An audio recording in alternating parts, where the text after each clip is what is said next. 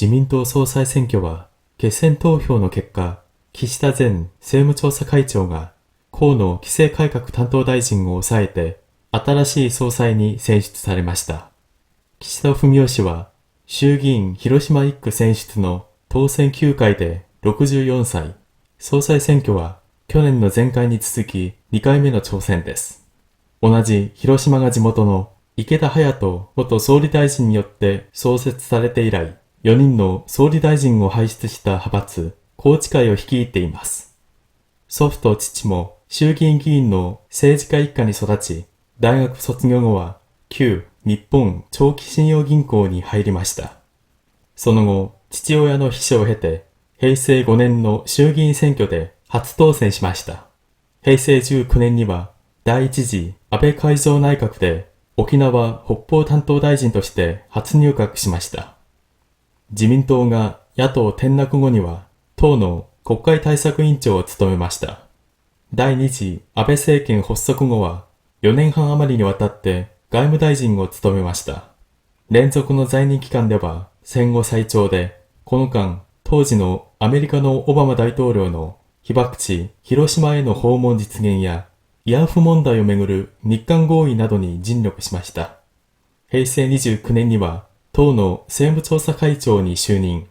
新型コロナウイルスの感染拡大を受けて、事業者の賃料負担を軽減する新たな給付金の創設などに取り組みました。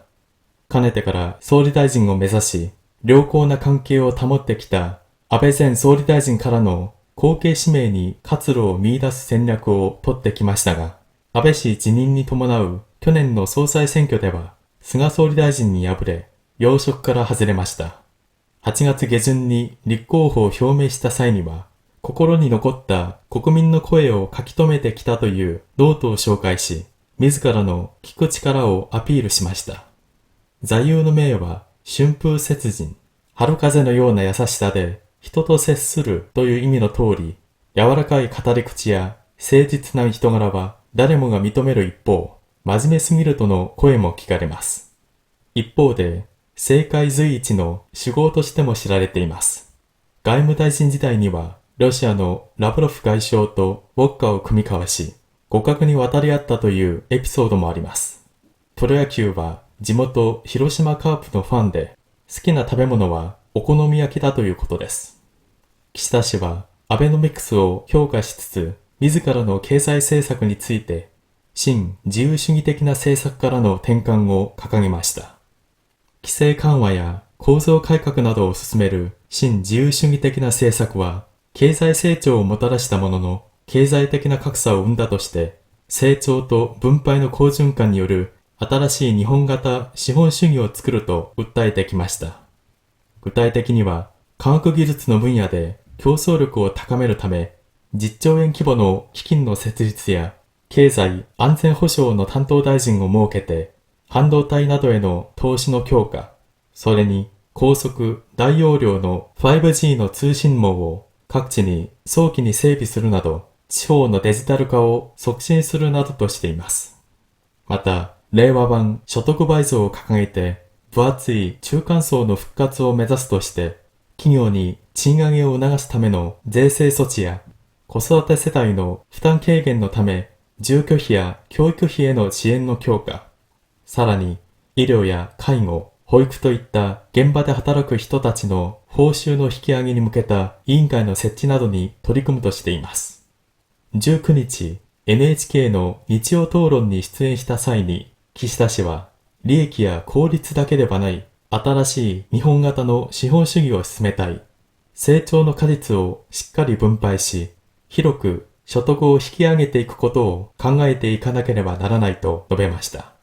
また、新型コロナウイルスの経済対策としては、打撃を受けた企業や個人を支援するため、業種や地域を限定せずに、事業規模に応じて家賃などを支援することも含め、数十兆円規模の対策を早急に取りまとめる必要があるなどとしています。このため、当面は積極的な財政出動で景気を下支えしていく考えを示しています。一方で、悪化が続く日本の財政状況について、23日に行われた政策討論会では、財政は国の評価の礎なので、日本の信頼が失われると、海外から厳しく批判され、財政が混乱してしまう。財政安定化に向けて、どういう考えを持っているかを示すことが大切だと述べ、政府として財政再建の取り組みを明確にすることの必要性に言及しています。자민당 총재 선거는 결선 투표 결과 기시다 전 정무조사회장이 고노 규제개혁 담당상을 제치고 신임 총재로 선출되었습니다. 기시다 후미오 신임 총재는 중의원 히로시마 1구를 지역구로 둔 구선 의원으로 64세입니다. 총재 선거는 작년에 치러진 선거에 이어 두 번째 도전입니다. 마찬가지로 히로시마가 지역구인 이케다 하야토 전 총리가 창설한 이후 4명의 총리를 배출한 파벌 고우치카이를 이끌고 있습니다.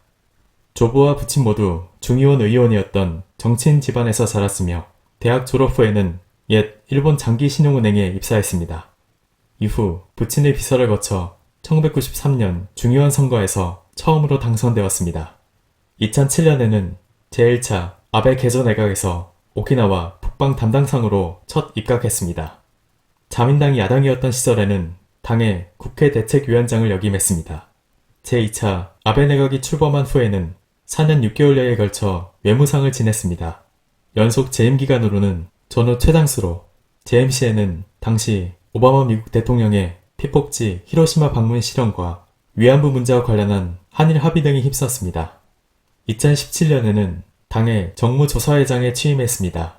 코로나 바이러스 감염이 확산되자 사업자의 임대료 부담을 덜어주는 새로운 재난금 신설 등에 나섰습니다.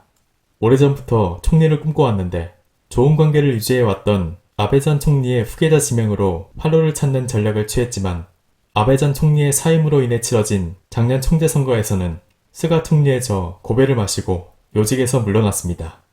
8월 말에 출마를 표명했을 때는 기억에 남는 국민의 목소리를 써두었다는 노트를 소개하며 자신이 듣는 힘을 가지고 있다는 점을 어필했습니다. 좌우명은 춘풍접인으로 봄바람 같은 상냥함으로 사람을 대한다는 의미대로 부드러운 말투와 성실한 성품은 누구나 인정하는 반면에 너무 착실하다는 목소리도 있습니다. 한편 정계에서 손꼽는 대주가로도 알려져 있습니다. 외무상 시절에는 러시아의 라브로프 외무장관과 보드카를 주고받으며 대등하게 대작했다는 일화도 있습니다. 프로야구는 지역구인 히로시마 카프의 팬이며 좋아하는 음식은 오코노미야키라고 합니다. 기시다 신임 총재는 아베노믹스를 평가하면서도 자신의 경제대책에 대해 신자유주의적 정책에서 벗어나겠다는 점을 밝혔습니다. 규제 완화와 구조개혁 등을 추진하는 신자유주의적 정책은 경제 성장을 가져왔지만 경제적 격차를 초래했다며 성장과 분배의 선순환을 통한 새로운 일본형 자본주의를 만들겠다는 입장을 밝혔습니다. 구체적으로는 과학기술 분야에서 경쟁력을 높이기 위해 10조엔 규모의 기금을 설립하고 경제 안전보장 담당상을 두어 반도체 등에 대한 투자를 강화하며 고속, 대용량의 5G 통신망을 각 지역에 조기 정비하는 등 지방의 디지털화를 촉진하는 등의 정책을 내놓았습니다. 또한 레이와판 소득 배증 정책을 통해 두터운 중산층의 부활을 목표로 기업의 임금 인상을 촉구하기 위한 세제 조치와 육아 세대의 부담을 덜어주기 위한 주거비 및 교육비 지원 강화, 그리고 의료와 간병, 보육 현장에서 일하는 사람들에 대한 보수 확대를 위한 위원회 설치 등에 힘쓰겠다고 밝혔습니다. 19일 NHK 일요 토론에 출연한 기시다 신임 총재는 이익과 효율만이 아닌 새로운 일본형 자본주의를 추진하고자 한다. 성과의 열매를 제대로 분배하여 널리 소득을 끌어올리는 정책을 생각해야 한다고 말했습니다. 또한 코로나 바이러스의 경제 대책으로는 타격을 받은 기업과 개인을 지원하기 위해 업종과 지역을 한정하지 않고 사업 규모에 따라 임대료 등의 지원을 포함해 수십조엔 규모의 대책을 조속히 마련할 필요가 있다고 밝혔습니다. 따라서 당분간은 적극적인 재정 확대로 경기를 부양해 나간다는 입장을 보이고 있습니다.